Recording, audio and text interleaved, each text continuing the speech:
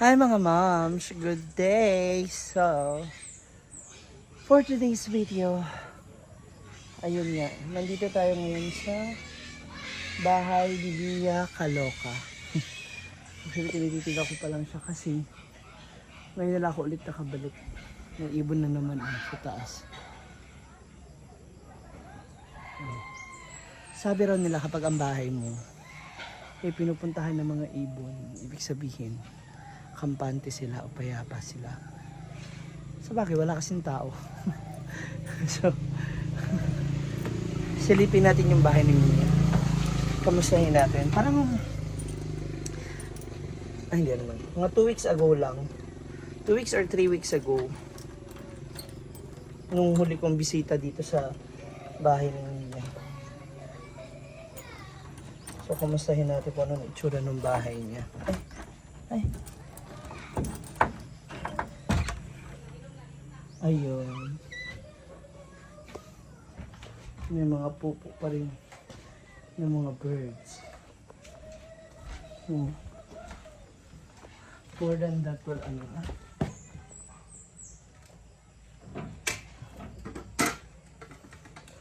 Tingnan natin. Baka na ay halas na din.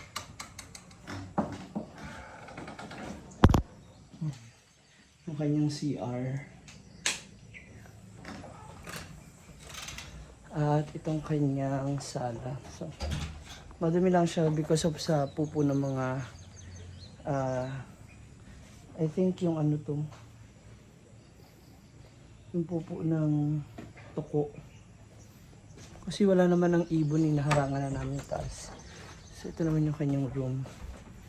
Open din natin at kumustahin natin. Mia, kailan ka ba uuwi? Nakakaloka. Ako'y naluloka dito sa bahay niya. Wala siya, pinanginayang lang din ako dito. Minsan gusto ko matulog dito. Ay, natatakot din naman ako kasi nga.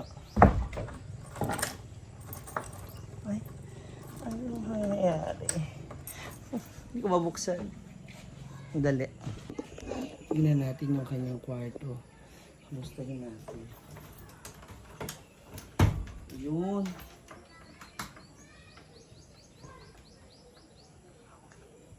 Ganun pa rin naman yung amoy. So, importante wala yun. Ay! Hala! May anak na yung tuko. May maliit na natuko. Ayun mo nandun sa poste. Ay, may anak na siya. Ayun, sa kama. Hala. Nakita niyo mga moms? May anak na siya. Saan ka dumaan? Mo kailangan mo makalabas dyan sa pinto. Ay, sa kwarto. I-close naman.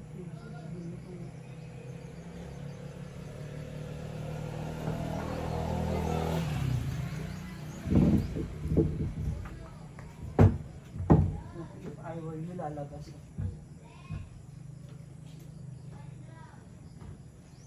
Kaya dumaan na yun. Ang laki kasi ng... May malaki kasi rito na natuko. So, ibig sabihin, may anak na siya, baka may asawa pa. Diba? So, malamang sa malamang. Diba? Tuko! Tuko! Tuko! Diba? So, kailangan na natin walisin yung mga ano dumi.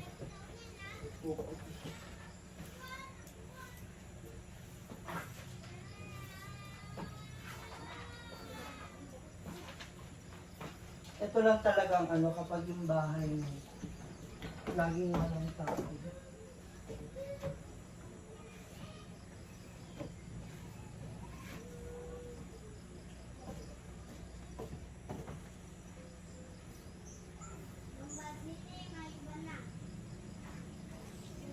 Nagagat na ba sila ng mga pumasok. Hindi kayo sa area. Kailangan makalabas na siya. No?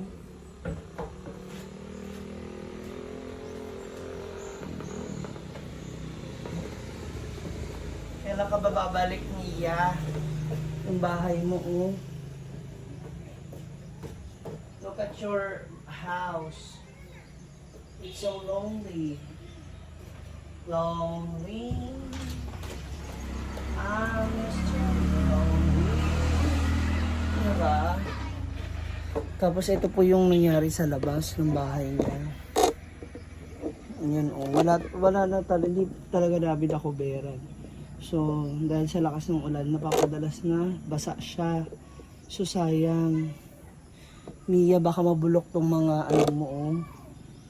Mga kahoy dito sa terrace ba, sayang. Ito pa naman yung daanan niya palabas ng dito. So, kung magkakaroon siya ng ibang way, dito na, mawawala ito. Sayang naman tong space mo dito. Ang ganda-ganda pa naman ito. Dapat talaga kasi ito pinayerohan, pinabubungan.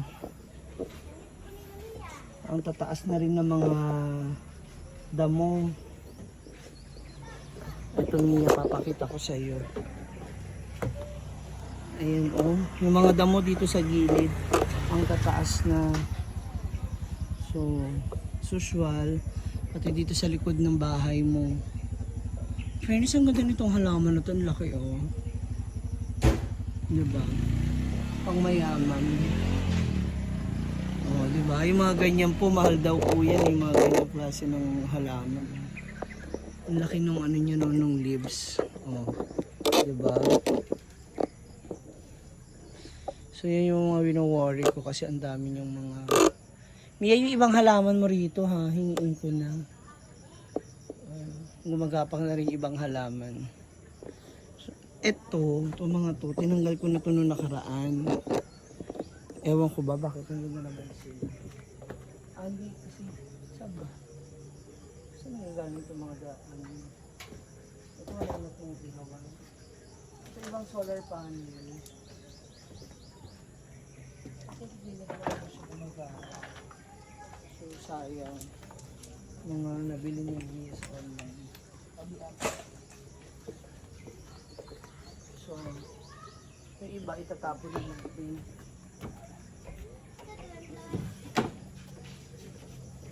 Diretso na natin siya sa basurahan.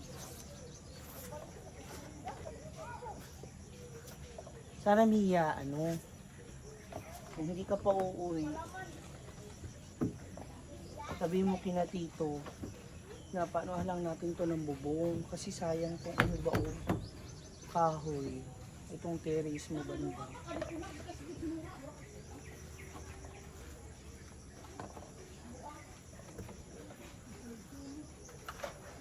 Ito yung mga puba ng ibo na ginawa.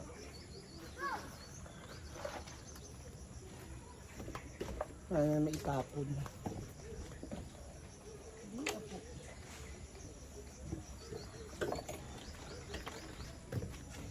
Para mapaginawa. Paninang mo. Tulad dito.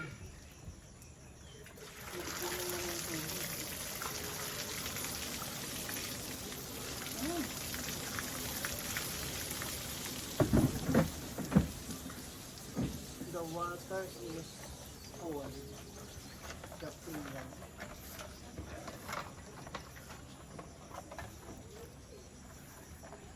Na, may halaman na, oh. Tumutubo na lang.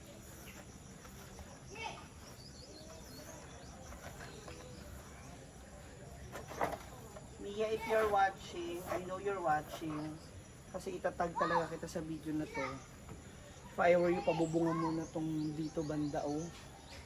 Siguro mga ano to, mga 5 bubong. So mga, sabi mo na ubos ka ng 5 ta, hindi, kasi yung ano pa pala, trusses.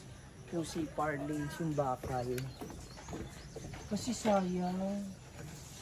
Sayang po talaga. I know yung mga viewers din natin, ganun din yung iniisip. Hindi kayang din. Dito sa bahay ni Mia. Ako gustuin ko man dito magstay. Una ako lang. Ayoko pa naman na nag-iisa. Kaya nga ako nagpunta dito sa Mindanao. At least yung mga kaibigan ko, palagi yung kasama.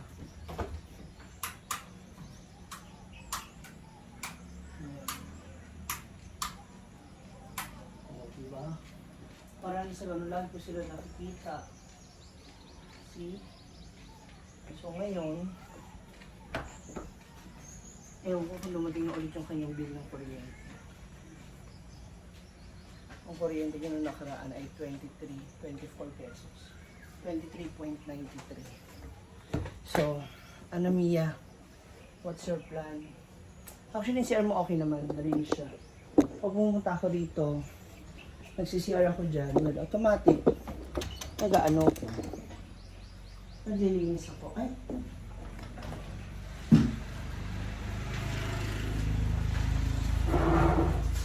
Actually, may mga binabad pala akong mga tuwalya at saka sapin. So, yun ang ano ko, ayusin ko. Kasi nakisampay ako, so alam ko na itabi na nila. So that's it. Nagtakot ako pumasok kasi baka nandun yung tuko. So, biglang tumalon sa akin.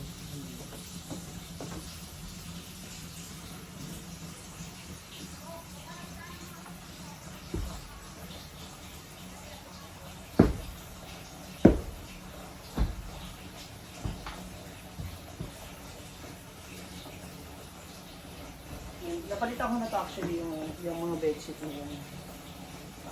Bago na yan. Ang worry ko na lang is yung labas, sayang. Baka kasi nasira siya maybe. So, if you're watching, please kausapin mo sina mama at papa mo to ask for help para dito sa iyong bubong. Okay? Tayo for now muna mga moms. See ya!